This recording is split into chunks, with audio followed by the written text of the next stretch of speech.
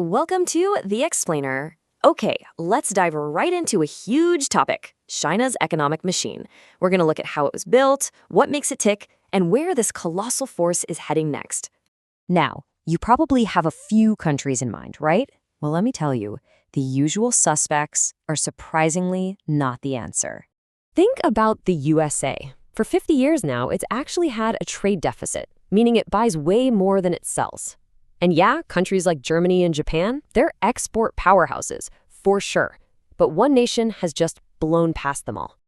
Yep, by a massive margin. The answer is China. Over the last few decades, it's transformed into the undisputed factory of the world.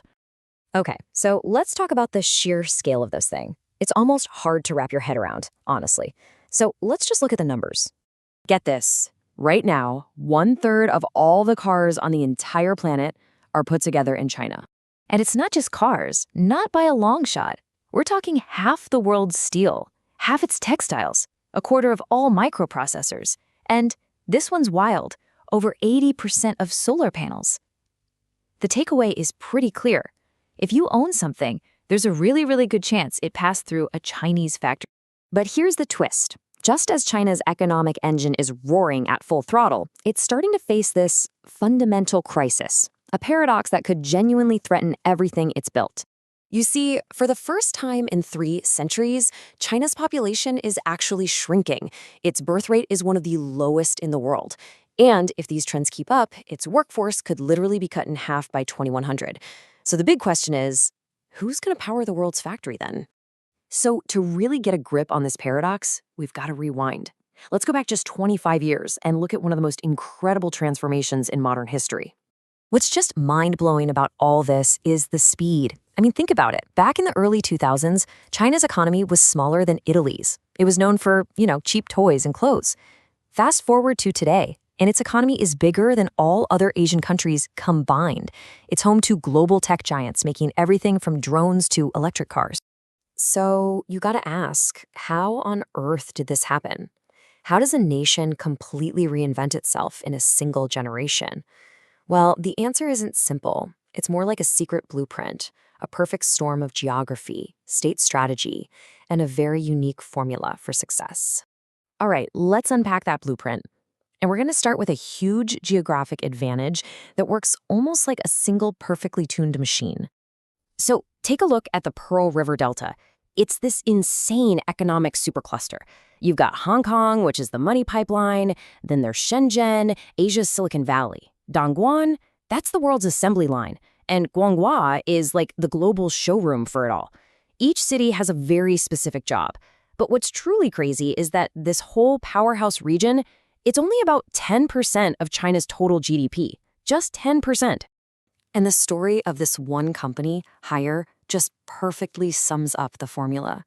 They started by mixing Western money and technology with China's huge, cheap workforce.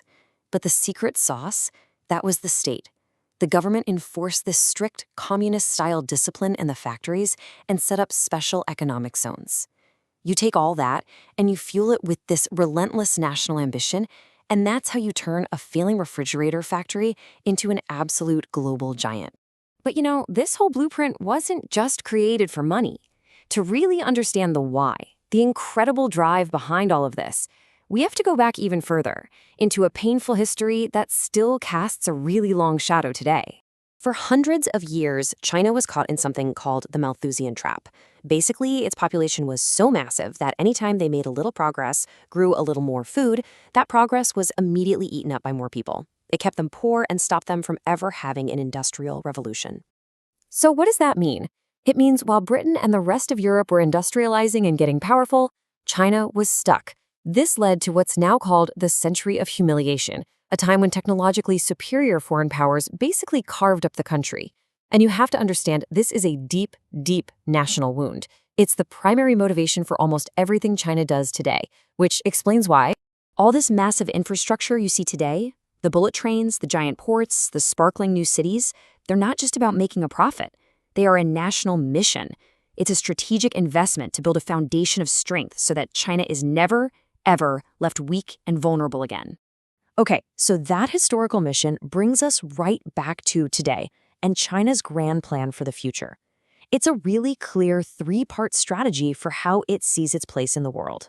It's pretty straightforward, really. Number one, secure resources. Lock down a constant flow of oil, minerals, you name it, from all over the world to keep the factories running.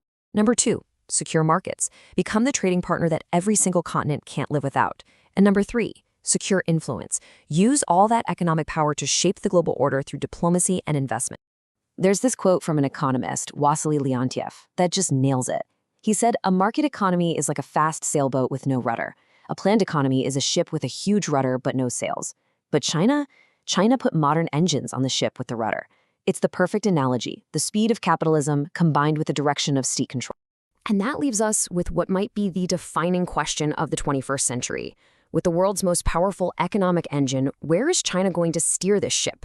Because as it picks up speed, its destination will inevitably become our destination too.